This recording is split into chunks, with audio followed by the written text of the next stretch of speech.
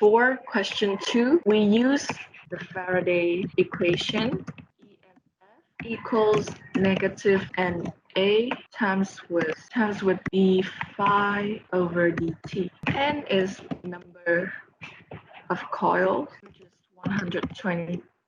A is the cross-sectional area, which is 0.7. And d phi over d is the rate in magnetic flux, which is from 80 times 10 to the power of minus 3 to d times 10 to the power of minus 3 over a 4-second period. So we substitute these quantities into the equation and we'll get 1.3 volts, which is 1/300 volt. So the answers given in the questions is not very accurate. It should be C, but 1,300 volt instead of 130.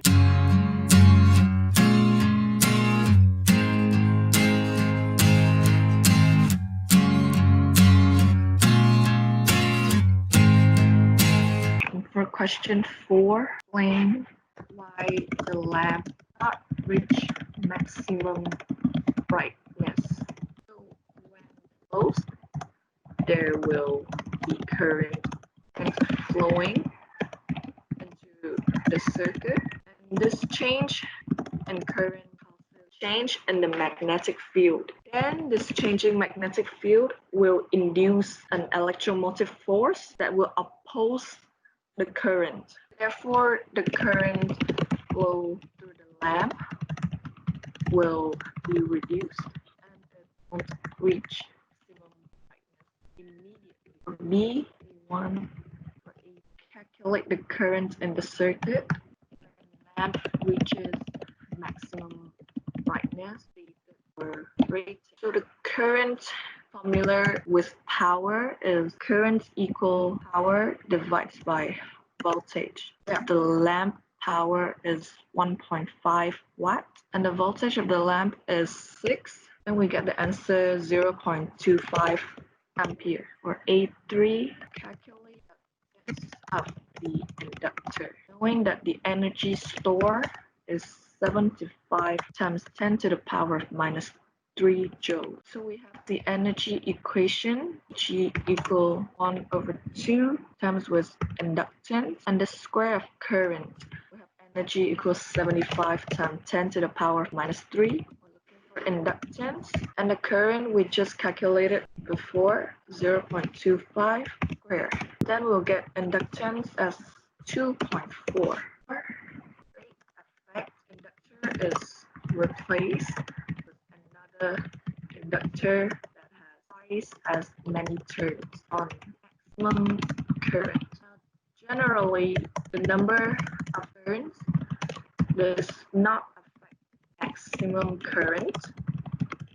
So maximum current will remain unchanged. About the time to reach maximum current.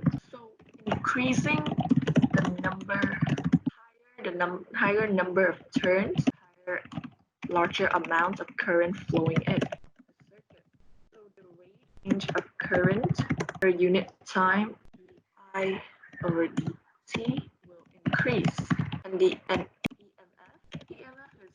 proportional to rate of change in current.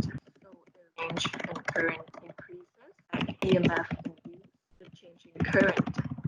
Now this will a longer time taken for current to reach.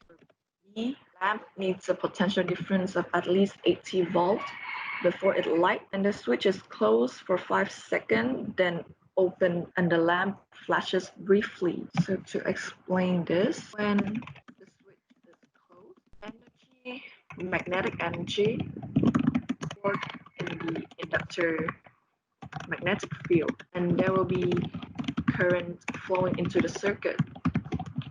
This and current will then induce an EMF that opposes the change in current. The rate of change in current over time unit, I over dt here is low due to EMF opposing the current. And as EMF is proportional to VI over dt, VI over dt is small.